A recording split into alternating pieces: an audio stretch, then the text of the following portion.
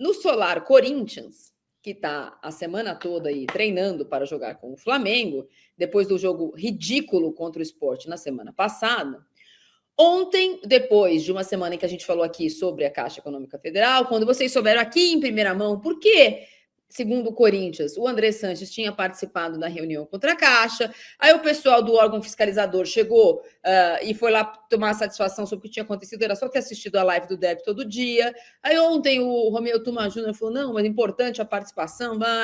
Aí hoje o presidente da Gaviões já está, não, veja bem, estamos fazendo uma revolução, porque eles não querem que a fiel torcida vote. Há lá um cronograma, quando a gente cansou de falar aqui, da mudança do estatuto, das comissões que já foram criadas, etc. e tal, não vou me estender, mas tem uma pessoa numa comissão aqui da Justiça que vai lidar com os processos de expulsão, por exemplo, desses ex-presidentes, tem uma nova comissão de ética, muito bem.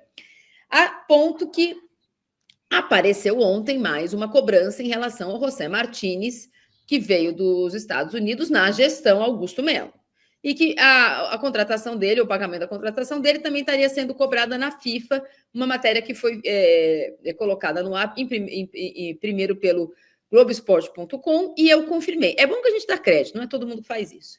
E eu confirmei. Aí, Piperno, o réu na justiça por furto qualificado, lavagem de dinheiro e associação criminosa no exercício da caneta da presidência do Corinthians, que, segundo a Justiça, o Ministério Público deveria pelo menos uma indenização de 40 milhões de reais ao Corinthians pela apuração primeira dos danos causados na sua curtíssima, como diz você, Augusto, breve, presença no 5º andar do prédio da sede do Corinthians, fez um comunicado, depois de muito tempo, né, sem se comunicar, e ainda na rede social usando uma alcunha que não lhe pertence. Ele não é mais presidente eleito do Corinthians, ele é presidente empichado do Corinthians, ele precisa atualizar a biografia dele, porque é uma falsidade ideológica ele se apresentar nas redes sociais como presidente do Corinthians, ele não é.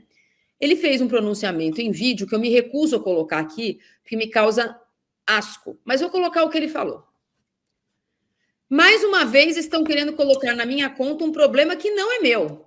Todo o planejamento para pagar os atletas que eu e minha diretoria da época contratamos estava nas mãos deles. Deles quem?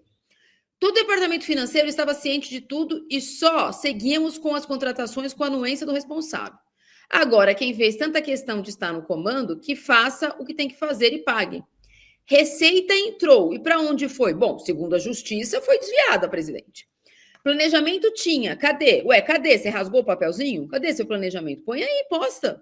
Eu paguei tudo que podia enquanto estive lá. E não ia na imprensa reclamar. Bom, ia dia sim, dia também. Não, mas só que na imprensa do cercadinho, né? Só aqueles 6 que o senhor falava sempre que, por enquanto, estão caladinhos. Então, façam igual. Paguem e resolvam. Eu não tenho mais nada a ver com isso. O comando mudou no final de maio. Não, o senhor foi empichado no final de maio. O que fizeram com os problemas desde então? Acho que a torcida precisa de uma explicação, não que se fique jogando pros outros algo que já deviam ter feito. Diz o presidente que não tem nada a ver com isso, o senhor Augusto Melo. Acho que ele tem, né? Acho que mais um jogador, de novo, ele herdou um time muito endividado. Se ele montou uma diretoria cujo time era tão endividado e ainda assim ele contratou tanto, e essas contas que estão chegando são de contratações feitas por ele, me parece que ele tem um pouco a ver, né, Piperno? Tem um crime de responsabilidade administrativa que cabe para quem estava com a caneta. O regime, afinal de contas, era presidencialista. E uma das coisas que o fez ser afastado do cargo foi o fato de, ao estar na presidência do clube, não respeitar o estatuto, não prestar contas e não publicar balanço, Piperno. Olha, Marília, eu tenho um dos amigos lá, né, do outro CNPJ, que sempre lembro daquele debate que um canal de televisão fez, né, entre o Augusto Melo e o André Negão. Né? Os dois eram os candidatos ao presidente do Corinthians. E quando ele lembra isso, vira assim a nota de humor do programa, né? Tal foi o baixo nível, a falta, né, de informamentos aí de qualidade, de credenciais dos dois então postulantes. Né? Aquilo dava uma ideia assim, da era de mediocridade que o Corinthians teria que enfrentar. Agora, era de mediocridade é uma coisa, mediocridade mais desonestidade é pior ainda, né? Então, o Augusto Melo, ele vai se tornar, infelizmente, uma nota de rodapé na história do Corinthians. Mas, talvez uma nota de rodapé também com incursões pelas páginas policiais, porque as ações estão mostrando, né, coisas muito suspeitas, não dizer aí tenebrosas em relação ao que aconteceu no Corinthians. Então, ele, por exemplo, ele não consegue explicar a história do transfer ban do Félix Torres. Isso é questão dele. Por exemplo, o contrato que foi anulado, o contrato lá com a Vaidbet, que voltou e tal, isso também é gestão dele. Né? Então, gastos que o Corinthians fez com jogadores ruins, o espanhol que chegou no Corinthians aí, né? O ano passado também, que era uma coisa lamentável. Então, o Corinthians errou em tudo, em contratos, em transações, em contratações. Pô, agora, veja, eu acho que ele tem que começar a se preocupar em melhorar a defesa dele na justiça.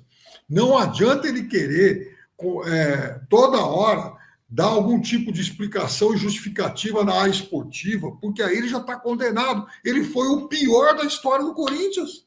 Então, ex-presidente Augusto Melo, olha, eu se fosse o senhor, tomaria mais cuidados com a defesa na área criminal, porque a esportiva, ó, aí é condenação perpétua, aí já não tem mais jeito. Uma pessoa que se diz torcer para o clube e falar eu não tenho nada a ver com isso, eu tomei uma decisão pessoal aqui, e a não ser que seja muito importante editorialmente que a gente coloque a imagem desse senhor, eu não coloco mais. Coloquei aqui a transcrição do que ele falou, porque realmente é muita cara de pau, é muita falta de respeito com a torcida, com o clube e com o microfone mesmo, ter a cara de pau de ser capaz de falar que estava tudo em dia, que pagou tudo, que ele é a diretoria dele e que ele não tem nada a ver com o que está acontecendo. Vou te falar, muita falta de vergonha. A Dedé marca uma pergunta aqui sobre a questão da investigação da participação. Constrangedor. Oi, Pipo? É tão mentiroso quanto constrangedor. É isso mesmo. A Dedé marca uma pergunta sobre a investigação que incluiu o Danilo nessa investigação do PCC, que a gente fala há bastante tempo aqui. O Piperno trouxe essa investigação de delação premiada, da morte de integrantes do PCC, que deflagrou a relação desse grupo criminoso com o futebol e como seria a lavagem de dinheiro. Hoje mesmo tem muitas notícias sobre a utilização de motéis para lavar dinheiro do PCC.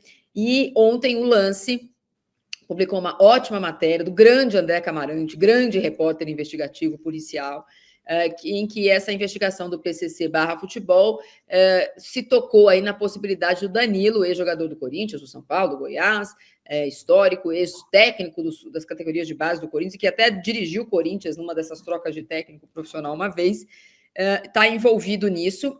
A gente vai continuar acompanhando com cuidado. André Camarante no clássico contra o Palmeiras. Repórter. O Danilo chegou. Lembra, Marília? O Danilo, ele chegou a dirigir interinamente o Corinthians num clássico contra o Palmeiras. Isso. Início do Brasileiro de 23. Isso mesmo. Na troca de técnico. Foi um jogo que o Palmeiras venceu. Quando saiu o filho do. Quando saiu o Fernando Lázaro, ele assume antes de chegar o Cuca, e depois veio o Luxemburgo, etc. E tal. Foi nesse inteirinho aí que ele dirigiu o Corinthians por uma vez. A gente vai continuar acompanhando e quando eu tiver mais detalhes a gente vai trazer aqui, mas eu recomendo muito a leitura integral da matéria, muito bem apurada por um grande repórter que é o André Camarante.